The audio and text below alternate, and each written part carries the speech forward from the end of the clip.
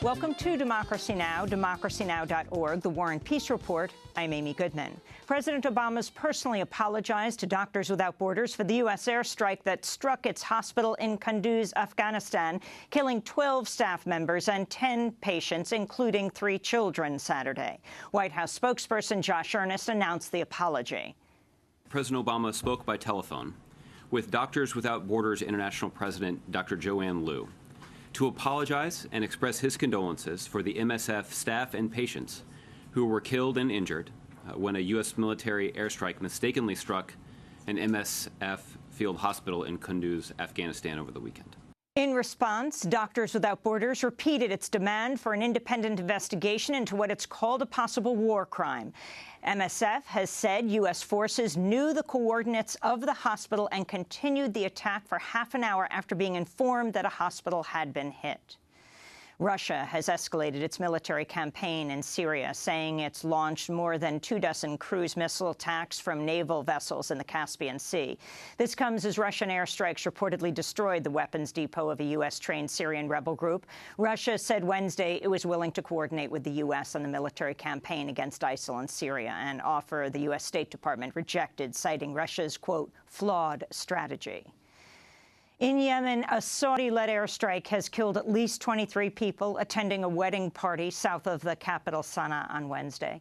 Another Saudi-led airstrike killed at least 70 people attending a wedding last week. The United Nations says the U.S.-backed bombing campaign in Yemen has killed more than 1,100 civilians in the past 6 months.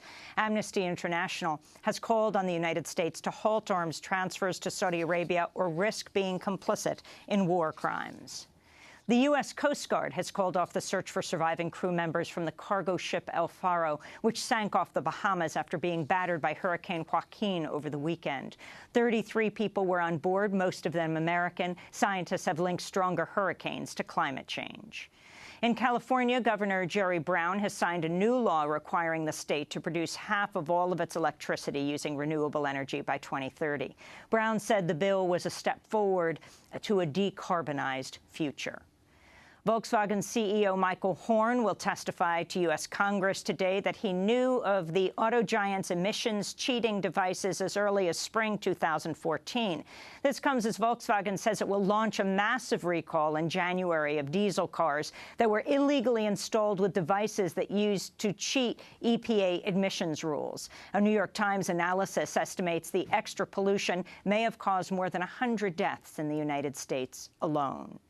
House Republicans have launched their latest attack on Planned Parenthood, establishing a select committee with the power to subpoena documents and testimony. The move follows the release by an anti-choice group of heavily edited undercover videos showing Planned Parenthood employees discussing the sharing of fetal tissue with researchers. Republican Utah Congressmember Jason Chaffetz, who presided over a 5-hour hearing grilling Planned Parenthood CEO Cecile Richards last week, has acknowledged to CNN, quote, I'm not suggesting Planned Parenthood broke the law. Chaffetz is seeking to become the next Speaker of the House. Senate Democrats are launching a renewed push for gun control legislation in the wake of the mass shooting, which killed 9 people at a community college in Oregon last week. The package includes expanded background checks for gun purchases. While the proposal is likely to fail amidst Republican opposition, Democrats reportedly plan to block other measures until gun control receives a vote. The University of Washington has sued the CIA over the agency's withholding of documents about the U.S.-trained retired Salvadoran Army officer Sigifredo Ochoa Perez. He is currently under investigation in El Salvador for his role in the 1981 Santa Cruz massacre, in which dozens of civilians were killed by soldiers under his command. Longtime FIFA president Sepp Blatter has been suspended for 90 days as Swiss authorities investigate his involvement in the growing corruption scandal that's thrown the World Soccer governing body into turmoil.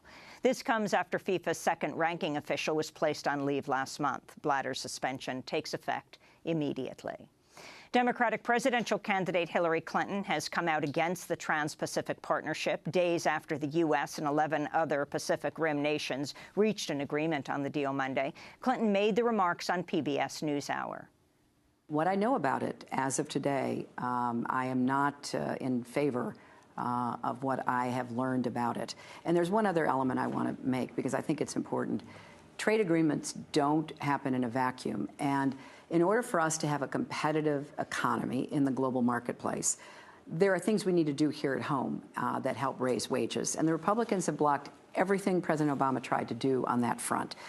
So for the larger issues, and then what I know, and again, I don't have the text, we don't yet have all the details, I don't believe it's going to meet the high bar I have set.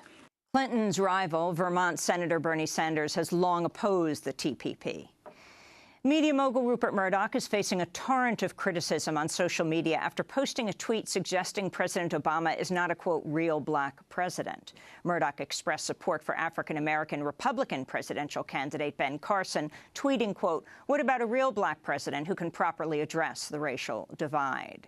In New York City, a police review board has recommended disciplining Officer James Frascatore for using excessive force when he slammed retired African-American tennis star James Blake to the ground last month.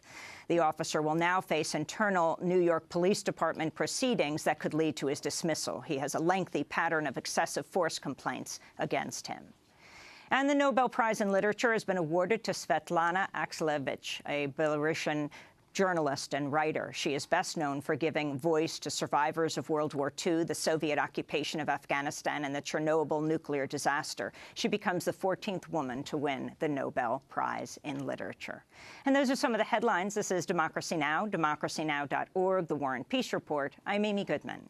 And I'm Nermeen Sheikh. Welcome to our listeners and viewers around the country.